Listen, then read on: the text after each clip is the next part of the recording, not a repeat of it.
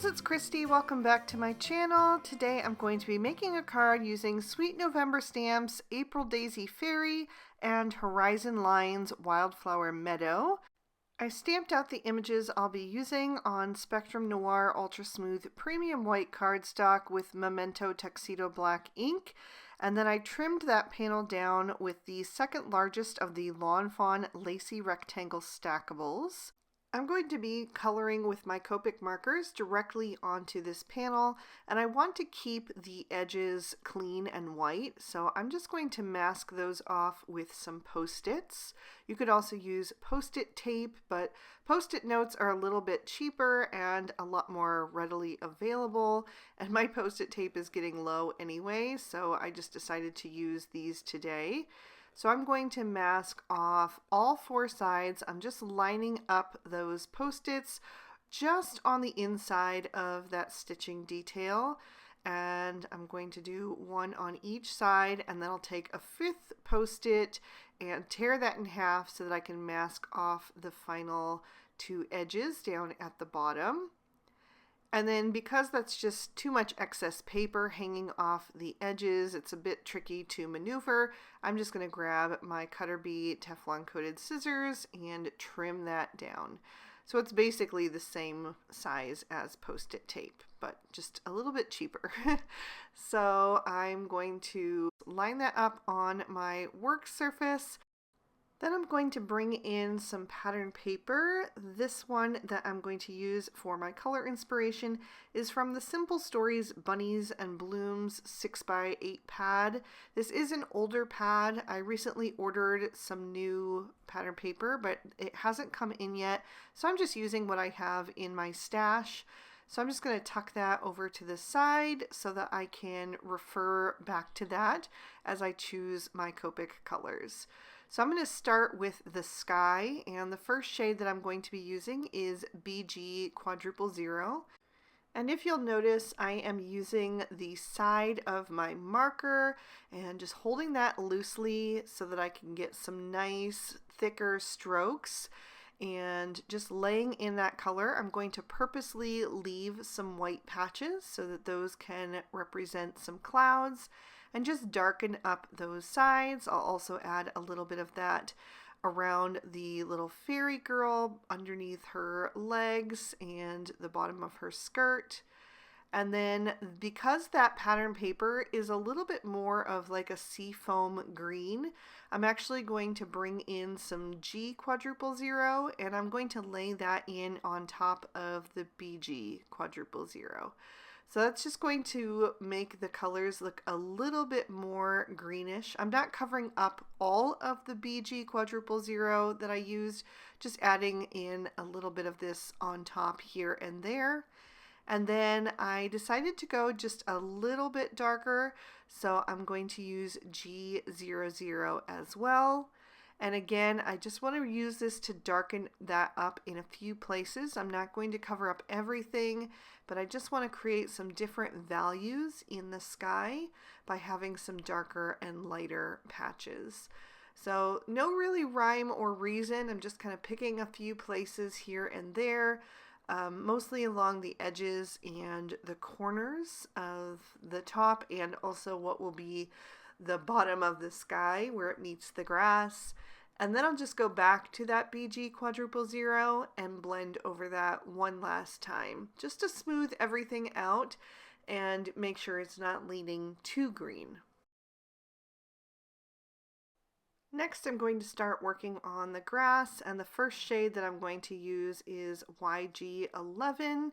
I'm going to overlap the bottom of the sky just a little bit to help that transition from one to the other, and then also just color right over the bottom of those stamped tulips. They're going to be colored in green anyway, so it doesn't matter if I get a little bit of ink on them. I'll add a little bit below her feet and then just bring that color in from the sides. Then I'm going to bring in G20, which is a little bit softer and a little bit more yellow toned. and I'm going to blend over that and pull that in toward the center of that grassy area. I am going to leave a lighter patch in the center there because that is where I'm going to stamp my sentiment eventually, and I want to make sure that I keep that light so that the sentiment will be legible. I added in a little bit more of that YG11, and then I'm going to darken things up a little bit and jump to the YG17. I want to have something that kind of matches the stems of all of those flowers on the pattern paper, and I think the YG17 is a good match for that. So I added in a little extra shadow around the sides with that YG17, and then I'm just going back down with the YG11 and then the G20, just softening everything and helping it kind of meld together. Then I'll also use that YG17 to start filling in the bottom half of the greenery part of the tulips, so the little leaves and stems, and just coloring in half of that so far. And then I'm also adding a little bit of extra grass texture at that top horizon line. I'll add in a little bit with the YG11 as well, and then just go back and add a bit more with the YG17 until I like the look of it. So it's just a little bit of trial and error going back and forth. It's been a while since I've colored a nice big background like this, and I really had a lot of fun doing it. I'm going to fill in the top half of all of those leaves and stems with the YG11. And then while I have my greens out, I'm also going to do the green part of her little daisy hat. So I started with the YG17 for that, blended out with the YG11, and then filled in with the G20. I'm also going to take that G20 and just add a little bit of a very soft pale green to the base of each of the petals on her hat and also the petals that make up her dress, just so they have that nice fresh look to them and don't look stark white. I'll do a contrasting color on those later on. Then I'm going to start working on her skin, and I went with E000, E00, and E11, starting with the E11 and laying in some shadow up under her daisy hat and at the top of her ears, the side of her cheek, around the curve of her nose. I'll put that on the creases of her arms and her elbow and her palms, and then also add a shadow on her legs up under the skirt and at the bottom of her kneecaps, and then down the sides.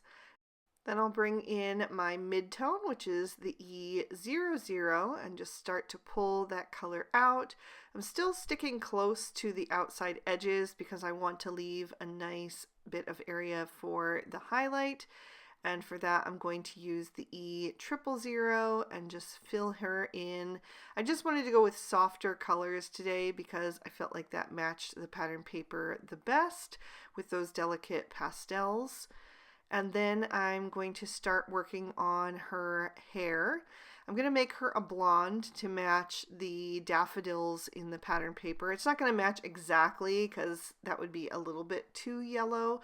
I wanted something that was slightly more realistic in tone, but I am going to go more yellow than I would typically do for a blonde.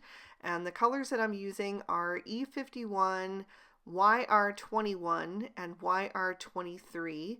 There's not a lot of hair showing, but there's enough there that you can still add a little bit of highlights and lowlights. I'm adding in some shadow on anything that is under the flower petals. There's just a tiny bit showing there.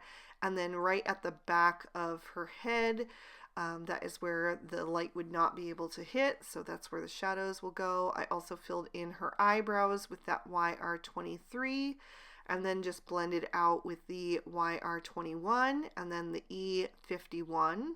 And I did do a second layer of all of that just to help increase that saturation and make it a little bit more dynamic with that coloring, provide a little bit of extra contrast. I'll line the right side of the whites of her eyes with a tiny smidge of BG quadruple zero, and then I'm going to give her some rosy cheeks using RV10, RV11, and RV13. I did a little oval shape on her cheek area with that RV13 first, and then blended out on the edges with the RV11, and then soften that into her skin tone with the RV10. I'm also going to do my tulips with those shades. My RV13 looked like it was going to leak on me, so I quickly removed the other cap. My markers are freshly filled, which I'm super happy about because they are working so much nicer now. So I'm blending out the RV13 with the RV11 and then adding just a touch of that RV10 right up at the top. And then I noticed that I missed a few of the little green areas, so I just filled those in quickly with that YG11 once again. For her hat and skirt, I decided to go with super pale lavenders to match the lavender flowers in that pattern paper. So I'm starting down at the bottom of each of those petals of her skirt and flicking in some V000. And then I'll also add that on the ends of the petals that make up her hat. Just very softly adding in that color and not going quite as far as the pale green that I added in. I'm leaving a little bit of white space between those two shades. And then I'm going to start darkening up the bottom with the V01. I'm using more of the tip of my marker and purposely leaving behind some thinner strokes just to add some texture to those petals, maybe a little bit of veining. And I'll do that for the flower hat as well. You may notice that I am often starting with my lightest shade for this particular card, which I typically do color darkest to lightest, but sometimes if I'm not sure of what I'm doing, I will go back and start with the lightest color and just block in that shade so that I can see how that's looking and then decide if I want to go darker or not. And for this, I did decide to add in the V04, and I'm kind of dotting that into the top part of her dress. It's like clusters of tiny little flowers, and so I am dotting that in and then coloring in her shoes to match. I also added in a little bit of the V01 into the top, and of course her shoes, and then use the V000 for some highlight there. And then once again, I am going to go back and add a little extra of each of those shades on her shoes just to darken them up. And then I did decide to also add a tiny bit of the V04 into the petals of her hat and skirt. I just really like the contrast. I was trying to color super soft, which is hard for me because I really love bold, strong colors, but for spring, I think the soft colors can be really beautiful as well. So I just couldn't help adding in a little extra contrast, but I tried to do it in a really small amount and then just go back in with that V01 and kind of pull that color into the lighter areas that I had already done. And I really liked how it turned out. I think I did get a nice balance of having enough contrast while still sticking to a softer, more pastel color palette. Added in a little extra of that V000 just to smooth everything together. And then I brought in BG70 to color in her fairy wings. And again, I'm adding that color up at the top where it would be more shadowed and then left it white down at the bottom.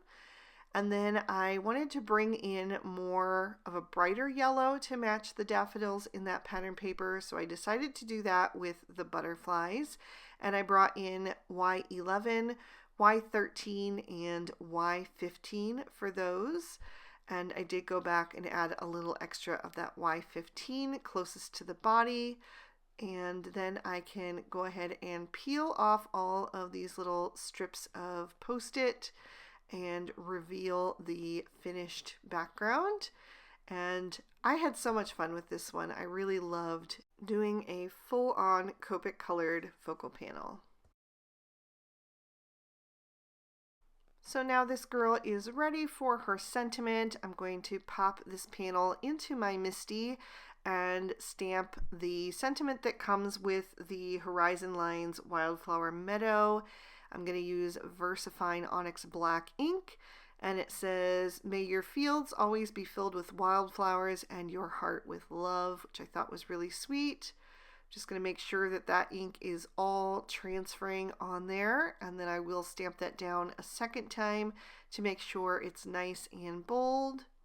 Trying not to squeeze that sentiment down too hard, but also just making sure that ink transfers so that we have a good impression. And then I will pop this out and set that aside to dry. I created my card base from Lawn Fawn lilac cardstock, and I am going to stamp a tiny sentiment from the Hello Bluebird Fairy Dance, just because I didn't have another sentiment that I felt worked with this card from Sweet November. And I'm stamping that in Dusty Concord Distress Oxide ink because I don't have another purple ink that matches that well. So I just decided to go with this one. So once I have that stamped, I'm going to go back to my pattern paper pad and choose some contrasting prints to use with the inspiration piece. And I actually had a bunch of scraps in the front of this paper pad. That's always where I keep my scraps from that particular pad. And I decided to try to create a whole background just from scraps. So I'm actually going to take that full sheet and just tuck it back inside the pad. And we'll cut these down and see what we can do with them. So I'm going to add the purple kind of scribbly polka dot first.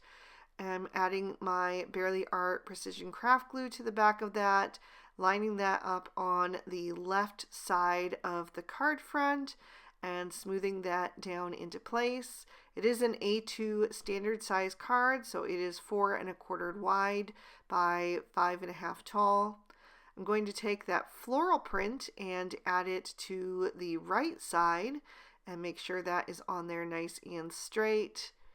And then I'm going to take that pink strip and run it down the center to kind of cover up the seam between the two. I just really liked how those three looked together. And then I did have that blue gingham piece off to the side that I thought I might place down at the bottom, but I decided that it was too much. I really just liked the way that those three were looking as they were. So I added some foam tape to the back of the focal panel. I'm going to line that up on the front of the card and then pop that down into place. I'm going to carefully avoid that sentiment in case it's still wet. And then I decided to add a few little white gel pen details.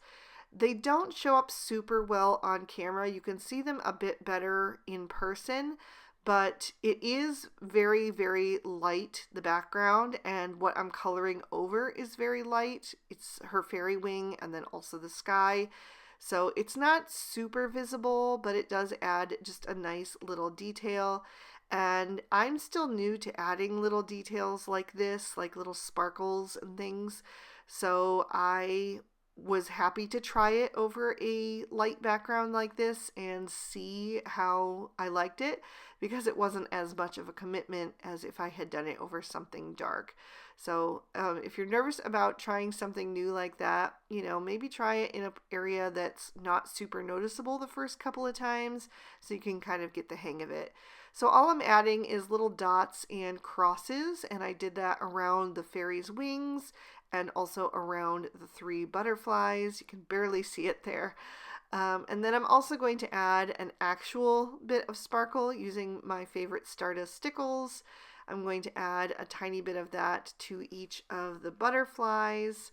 I'll also add it to the bottom edge of my fairy's skirt, just using that nib to kind of pull the sparkles upward and leave kind of streaks behind just to add a bit of texture as well as the sparkle.